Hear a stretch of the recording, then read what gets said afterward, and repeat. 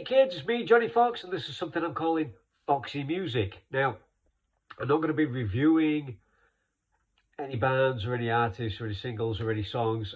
This is going to be more like my favorite bands and artists, or bands and artists that have had an impact, an effect on me, influenced me, motivated me, inspired me, either in my past life as a musician and to this day in life in general. So I hope you enjoy it. Hey ho, let's go.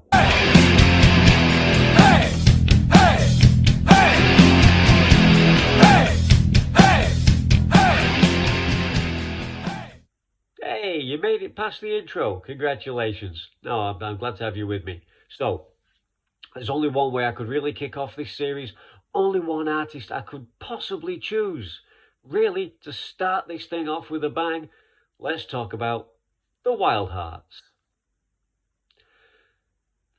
So, what attracted me to the Wildhearts? Great songs, great songwriting. Duh.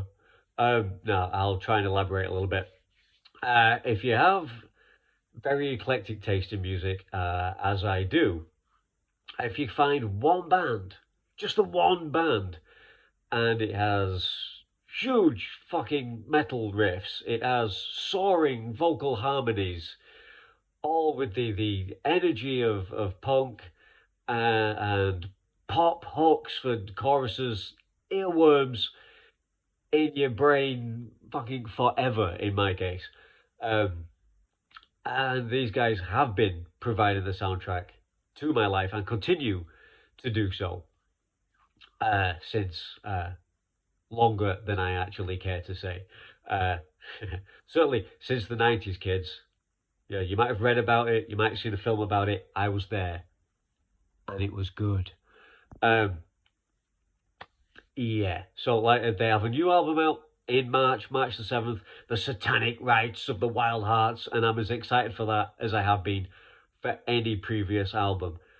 A big part of what attracted to me, beyond the music, the incredible music, was the overall attitude and passion. I mean, this is a band. What's a good way of putting this? This band. And it's rock and roll, man. It's supposed to be dangerous, right? It's supposed to be a little scary. Lock up your daughters. You know, maybe anti-establishment, whatever it might be. And I mean, this was the 90s. I'm a 90s kid. The 90s was supposed to be edgy, right? The Wild Hearts were fucking edgy. I mean, I can't imagine Pulp or the Blue Tones, Menswear, or even Pearl Jam or Metallica smashing up the Kerrang officers after a dodgy publication. I mean, but the Wild Hearts, oh, they do that. So a palpable sense of danger, which is what rock and roll's all about, right? Which is what all the bands I used to read about, all the biographies, the documentaries I used to watch. You know, the 70s, the punk rock, the hard rock, the heavy metal. I think it's rebellious, all that edginess that was already kind of missing back then, let alone now, when everything's very, very, not satanic, but sanitized. But the Wildhearts had that, and they were mine. There was something about, I mean, you know, Motorhead was still out there, still doing the thing, and bands like that, fantastic. But like every sort of teen, young man, you want something that's yours, you know, that really feels like it's yours. And the Wildhearts were that and continue to be that for me. Live memories. God, I mean, no such thing as a bad Wildhearts gig. Not in my experience. I'm sure somebody might have had one out there somewhere, but always on point, always fantastic. Off the top of my head, one thing that does stick out, one memory that really does stick out, there was I don't know if it was so much of a secret show as a bit of a last minute warm-up gig before they were announced they were playing Download. And so we just got in the car and went because It's the Wildhearts. And the show was great. The Wildhearts were fantastic, as always. The crowd were fantastic, as always. Always make friends. Wildhearts, one of those bands, they have fans wherever you are in the world and whatever you're doing, minding your own business. You see a guy or a girl in a Wildhearts shirt, you just say hi and make a brand new friend for life. It's just one of those great community spirit. It's all a big family and all of that cliche shit, but it's true. Um, but yeah, so it's this like one-off warm-up gig for a download appearance in Birmingham. And what I'm going to do now is it wasn't the Wildhearts. The Wildhearts were fantastic as just a given. But on this show, it sticks in my mind because on this show, this is where I was introduced to exit underscore international. You have to use the underscore, kids, or you Google a completely different thing. Um, and that was the first time in a long time I'd seen a band, seen exit underscore international, that blew me away, that gave me the holy shit moment. I thought that was gone. I thought my days of doing that were done. But I had that experience. And I'm not sure I've had that experience since. So instantly needed to know everything and have the whole back catalogue and anything that was available, and became a fan for the far too short a time that that band was up and running. So always remember that one. Next. Next. Okay. Favorite album? Favorite album's easy. Endless Nameless. Although based on the two singles from the upcoming album in March, that they could be we could be pushing. We could have a contender. But right now, as it stands right now, favorite album is Endless Nameless. Now people who know the band might think I'm just trying to be some kind of cool niche wild arts hipster picking Endless Nameless, but it's true. It's the album that's had the most rotations constantly.